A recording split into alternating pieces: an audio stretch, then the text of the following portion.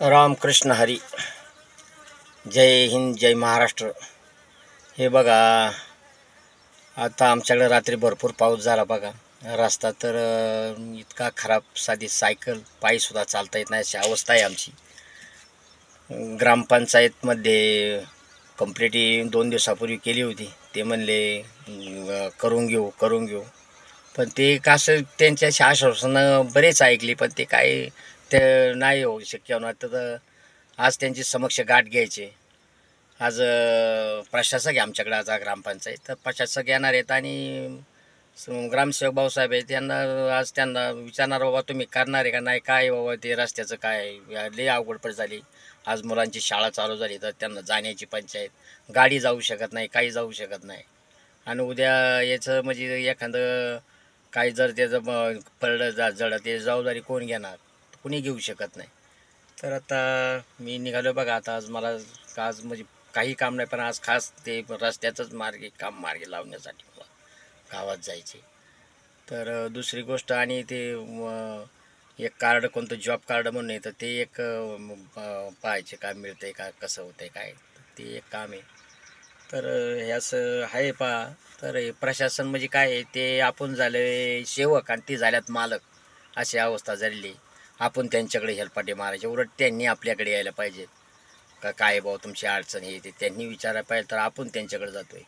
तर हा त्यांचा मोठा हे त्यांचं तर ते आता आपण आता मालक होऊन त्यांना सेवकाला प्रश्न विचारले पाहिजे, हाच आता विषय राहिला आहे.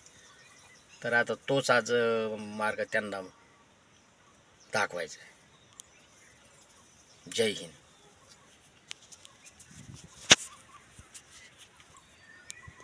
आज ग्रामपंचायत ऑफिसमध्ये रस्त्याबद्दल तक्रार घेऊन मी इथं आलेलो आहे पहा. तर प्रशासक नाव काय सर आपलं? गाडीलकर सर आहेत. तर त्यांच्यासमोर सुद्धा आमचं मांडलेले. तर ते म्हणले पाऊस वगैरेवर तुम्हाला आम्ही करून देतो. आणि आमचं संपूर्ण हयात गेली, परंतु आमचा काय रस्ता झाला नाही. तर आता हे लहान मुलांची, वयस्कर माणसांची, अपंगाची फार तारांबळ होते. तर रस्त्याचं त्वरित त्यांनी आता आश्वासन दिलं आहे. भाऊसाहेब हे आमचे भाऊसाहेब आहेत बघा, हे प्रशासक म्हणून आहेत. तर यांनी पण आश्वासन दिलं की तुमचं काम मार्गी लावू. ते स्वतः पाहून आल्यात.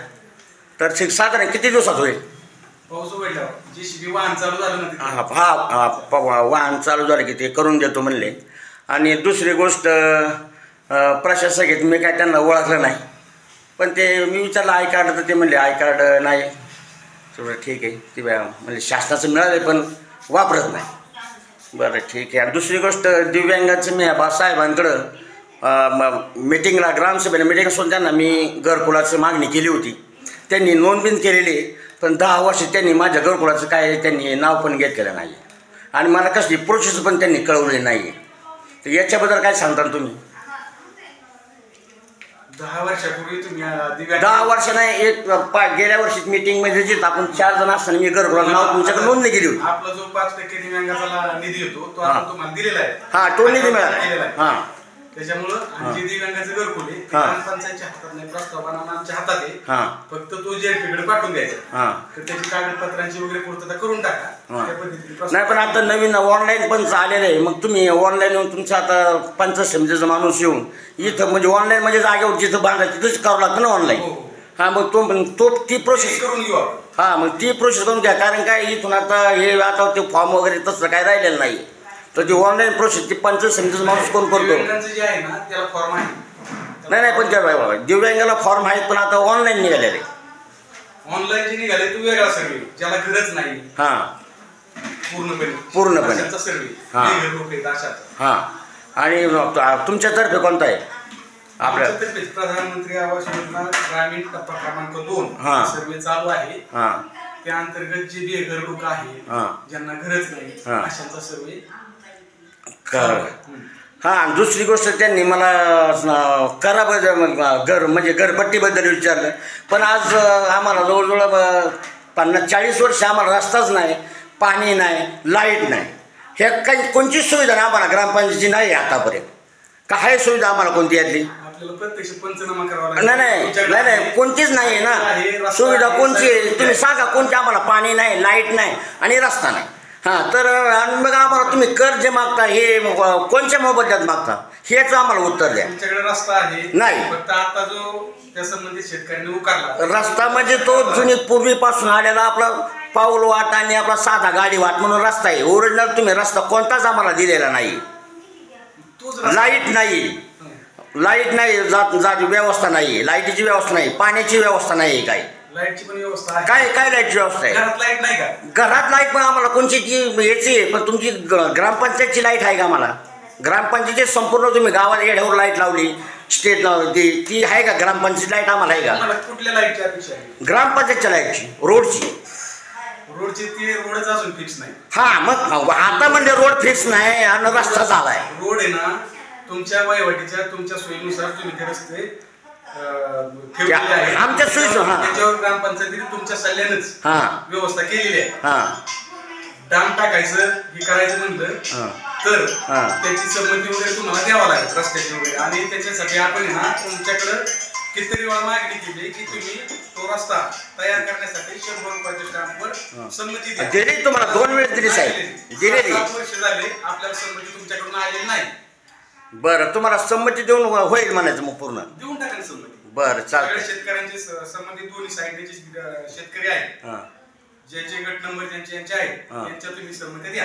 हां, चालतंय. आता हे प्रशासक साहेब म्हणले आता यांच्याबरोबर हा संपूर्ण विषय झालेला आहे. पण आता जर हे आता पाऊस उघडल्यानंतर त्या 8 दिवसात रस्त्याचं मार्गी लावणार आहेत. आणि दुसरी गोष्ट जे घरकुलाचं काय आहे, तुमचे ग्रामसभेच्या मिटिंगमध्ये तुम्ही बोलवत नाही कोणाला, 4 माणसांनी ग्रामसभा करता आणि नंतर सह्या घेता, तर हे एक विषय मला मान्य नाही आहे. तर ग्रामसेवकाला प्रत्येकाला हे निवेदन हे आले सोड आहे मोबाईलवर, कुणाकडे मोबाईल मोठे आहेत कुणाकडे नाही आहे, तर ह्या मला मान्य नाही आहे. तर प्रत्येक ग्रामसभेचं नोटीस बोर्डवर लावलं पाहिजे. सगळं असं हे म्हणजे फार चुका आहे. तर ह्या चुकाचं जे योजना आहे त्या योजनाचे पण फलक पुढं ग्रामपंचायत ऑफिस पुढं लावलेले नाही आहेत. तर हे योजनेचे फलक पण ते तुम्ही पंचायत ऑफिसला कोणते फलक लावले तुम्ही दाखवून द्या मला. हां, तर हे अशा बऱ्याचशा चुका आहेत. तर हे हलगर्जीपणा आहे. तर याच्यावर तुम्ही कारवाई करावी. धन्यवाद साहेब. एकाचीच काहीतरी दीड का मुला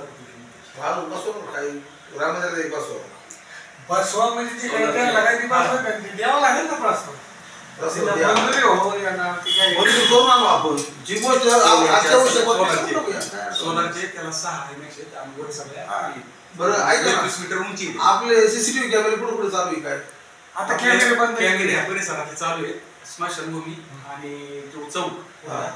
बाकी तिकडचे बंद आहे. बाकी चालू आहेत ना? बाकी चालू आहे. आता हे बंद काय पडले लोक कोणतरी व्हायरल होतो बरं, ठीक आहे. समजा ते बंद पडले म्हणजे चालू आहे ती ते आहेत ना रेकॉर्ड भेटेल ना त्याचं आपल्याला? कुठल्याचं? भेटेल. जे चालू आहे त्यांचे भेटेल. आपल्याला 2 चेक करायची. तर आता एक नवीन तुम्ही सौर ऊर्जेचं तुम्ही एक बसवलेलं आहे गावात 4-5 ठिकाणी बसवलं वाटतं. तर आमच्याकडे एखादं रस्त्यावर एखाद्या त्या चौकात तिथे एखादं सौर ऊर्जेचं बसवतो रस्त्याला जाण्यावर कोणाला फायदा होईल. ठिकाणात नाव घ्या. ते आपल्या स्वप्नपूजा करायच्या कोपऱ्या बसवलं तरी चालेल ना? हा? डीपी वस्ती कोणत्या डिपेशी वर तिकडे का? तुमच्या डीपी वस्ती किंवा त्याला काही स्पेसिफिक नाव घेतलं. बरं, मग डिपे बसशी बसवा मग चालतंय, काय हरकत नाही. तेवढी व्यवस्था लवकरात लवकर करा. आणि काय लाईटचं आमच्याकडे म्हणजे आज 8 दिवस झाले लाईटच नाही रात्रीची, लई तारांबळ होती. तर ते गावात 4 ठिकाणी बसले असं मला कळलंय. तर मग आमचा एक प्रस्ताव घ्या तिथं एक बसवण्याचा. चालेल चालेल. तुमचं ठिकाणाचं नाव घेऊ आपण. हा, डिप्पी घ्या तिथं. डिप्पी तिथं म्हणजे ते आहे तिथं बऱ्याच वस्त्या आहेत, त्यामुळे सगळ्याला तिथं फायद्याचं होईल. ठीक आहे. चालतंय, धन्यवाद. हे बघ, हां, हे बघा आता हे ग्रामपंचायतीचं बघा हे उपक्रम आहे. तर ज्यांनी घरपट्टी स्वच्छता अशी जे राबवले तर त्यांसाठी बघा हे बक्षीस हे ग्रामपंचायतर्फे आणि हे देतात पहा. तर प्रशासक साहेब आणि भाऊसाहेब, सरपंच साहेब, आबा यांच्या हस्ते बघा त्यांना पाखारे यांना देण्यात येत आहे. धन्यवाद. हे बघा हे करे मॅडम पण आहेत. तर यांनाही पण असा उपक्रम चांगल्या पद्धतीने राबवला त्याबद्दल त्यांना पण त्यांचं सत्कारित करण्यात येत आहे बघा. धन्यवाद. मग लोकांना पण आणखी माहिती मिळते आणि लोक पण म्हणतात जर खरंवर आपण असं जर केलं तर आपल्याला पण असं काहीतरी मिळेल. हे उद्देशाने चांगला आहे भूमिका. धन्यवाद. पुन्हा स्वच्छतेविषयी जनजागृती करून आपण ज्यांनी गेल्या वर्षाअखेर घरपट्टी पूर्णपणे भरलेली आहे 100% अशांना ओला कचरा आणि सुका कचरा ठेवण्यासाठी किंवा तो घंटागाडीमध्ये टाकण्यासाठी डस्टबिन वाटप हा एक उपक्रम आपण सुरू करत आहोत. तर ज्यांनी गेल्या वर्षी अखेर घरपट्टी पूर्णपणे भरलेली आहे अशांना त्याचा लाभ भेटणार आहे. तर आपल्या ग्रामपंचायतमार्फत एखादी गाडी करून तिचं वाटप करण्यात येईल. तर सरांनी जे आज येऊन इथं मार्गदर्शन केलं, वृक्षारोपण केलं आणि आपल्या ग्रामपंचायतीच्या योजनेत सहभागी होऊन वाटप केलं त्याबद्दल आपल्या गावचे माजी तंटामुक्ती अध्यक्ष अण्णा पाटील यांनी त्यांचा सन्मान करावा अशी मी त्यांना विनंती करतो. आणि समर्थ आबा यांनी दोघांनी मिळून सन्मान करावा.